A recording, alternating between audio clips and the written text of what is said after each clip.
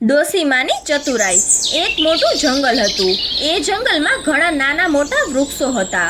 વડ, પીપળો, આંબો, ફણસ એવા તો અનેક જાતના ઝાડ હતા। એવા ઘટાદાર હતા આ વૃક્ષો કે ભર બપોરે સૂરજનો તડકો પણ જમીન પર ન પડતો હતો।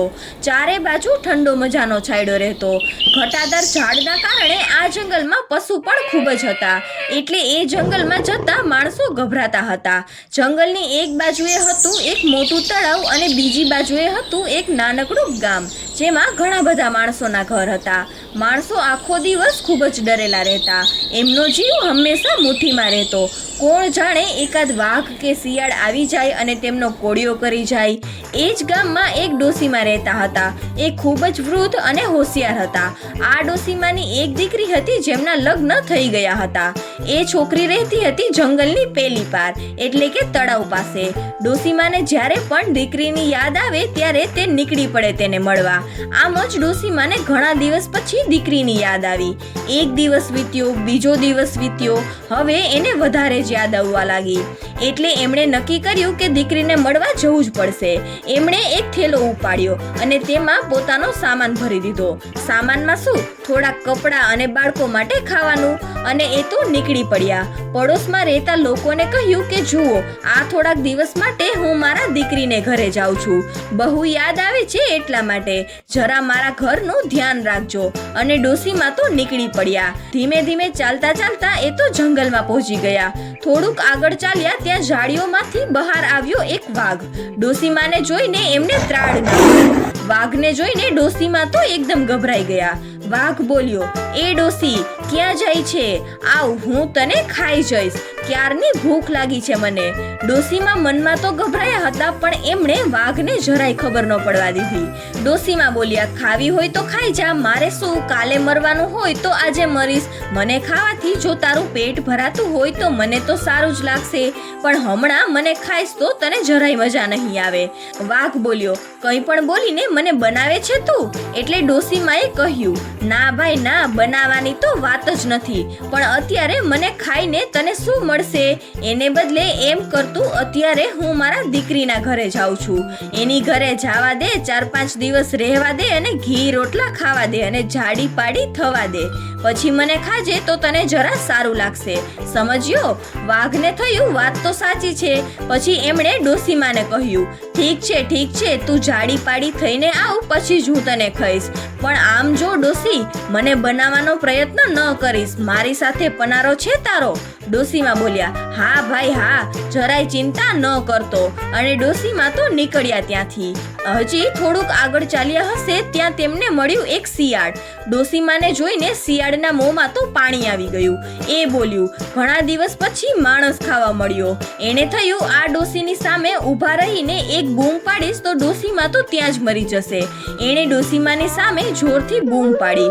ડોસીમા તો હતા ખડતલ, ઊભા રહ્યા એમને એમ, કંઈ મર્યા બર્યા નહીં। શિયાળે કહ્યું, ડોસી સારું થયું તું આવી, હવે હું તને ખાઈ જઈશ। પણ આપણા ડોસીમાં તો જરાય ગભરાયા નહીં। એમણે વાઘને જે કહ્યું હતું એ જ વસ્તુ તેમને શિયાળને કહી। ડોસીમાં બોલ્યા, મને હમણાં ખાઈને તને શું મળશે? માત્ર હાડકા?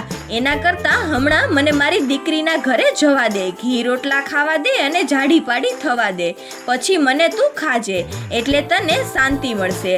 શિયાળને પણ આ વાત જામી। શિયાળે કહ્યું, ઠીક છે, પણ 4 દિવસ એટલે 4 દિવસમાં પાછી આવજે, ત્યાં સુધી હું રાહ જોઈશ તારી।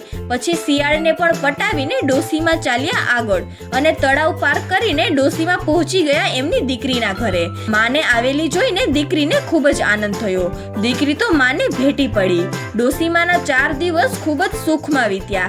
જાત જાતના ભોજન, આરામ મળ્યો। ડોસીમા તો એકદમ તાજા માજા થઈ ગયા। પછી ડોસીમાએ દીકરીને કહ્યું, હવે મારે જવું જોઈએ, 4 દિવસ રહી બહુ સારું લાગ્યું, હવે જાઉં, જીવતી રહીશ તો પાછા મળીશું।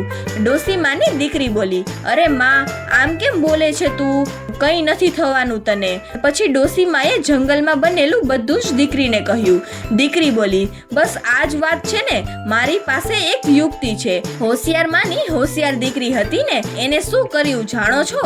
એક મોટું કોળું લીધું અને એને અંદરથી કોતરી નાખ્યું અને એમાં એને માને બેસાડીને મોકલી દીધી. કોળું તો ભાગવા લાગ્યું. ભાગતા ભાગતા જંગલ આવ્યું અને શિયાળભાઈ તો રાહ જોઈને જ બેઠા હતા. એણે જોયું કે એક કોળું ભાગતા ભાગતા આવે છે. શિયાળે બૂમ પાડીને પૂછ્યું કે એ કોળા, તે ક્યાંય ડોસીને જોઈ છે? ડોસીમાં બોલ્યા, ડોસી બોસી મને નથી ખબર, ચાલ રે કોળા જલ્દી ભાગ. પણ શિયાળ સાનું બેસી રહે, એ પણ કોળાની પાછળ દોડવા માંડ્યું. એટલામાં જંગલમાંથી આવ્યો વાઘ. એણે બૂમ પાડીને પૂછ્યું, એ કોળા ક્યાં જાય છે?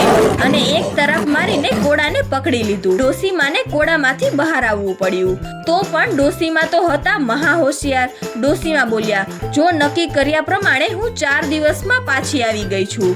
હવે જે મને ખાવા માંગતા હોય એ ખાય, પણ મને કહો તો ખરા કે કોણ મારું માથું ખાશે અને કોણ મારા પગ? વાઘ બોલ્યો, એટલે શું, માથું તો હું જ ખાઈશ. શિયાળ બોલ્યું, ના ના, હું માથું ખાઈશ. વાઘ બોલ્યો, ના ના, એમ કેમ બને, માથું તો હું જ ખાઈશ. શિયાળ બોલ્યો, હું માથું ખાઈશ. અને પછી બંને જણા માંડ્યા ઝઘડવા અને ઝઘડામાંથી ઉકેલ ન આવ્યો એટલે આવી ગયા મારામારી પર. અને આપણા ડોસીમાં હોશિયાર તો ખૂબ જ હતા. ધીમેથી જઈને કોળામાં બેસી ગયા અને બોલ્યા, ચાલ રે કોળા જલ્દી ચાલ. કોળું તો મંડ્યું જોરથી ભાગવા અને શિયાળ અને વાઘ તો ઝઘડતા જ રહી ગયા. કોળું તો માંડ્યું દોડવા અને દોડતું દોડતું જંગલની બહાર નીકળી ગયું અને પહોંચી ગયું ડોસીમાને ઘર. આમ ડોસીમા પોતાને ઘેર સુખરૂપ પહોંચી ગયા. જોયું ને બાળકો, આ વાર્તા પરથી શીખવા મળે છે કે ગભરાયા વિના જરાક હોશિયારીથી ગમે તેટલા મોટા સંકટને પણ હરાવી શકાય છે.